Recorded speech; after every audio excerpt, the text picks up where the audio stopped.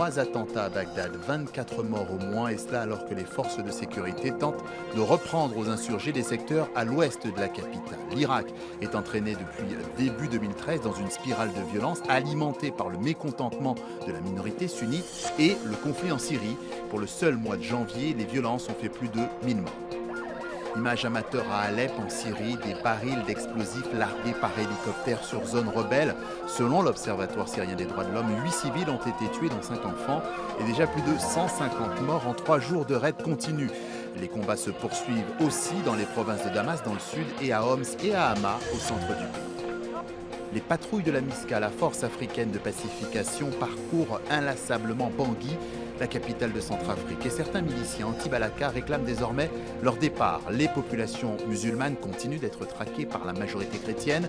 Les camps de réfugiés ne désemplissent pas, jusqu'à 1000 personnes parfois. Certains Centrafricains retrouvent néanmoins leur domicile.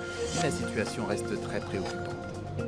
Retour sur le premier débat télévisé de la présidentielle en Afghanistan. 5 candidats sur 11 derrière leur pupitre. Tous se sont accordés sur la nécessité de stabiliser au plus vite le pays, sous la menace, vous le savez, de violences persistantes. 2 heures de débat. Il s'agit de trouver un successeur à Hamid Karzai qui, après 2 mandats, ne peut plus se représenter.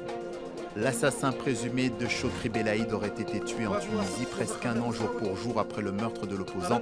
Annonce officielle lors d'une conférence de presse sur une opération antiterroriste menée en banlieue de Tunis qui a fait 8 tués, un gendarme et 7 islamistes.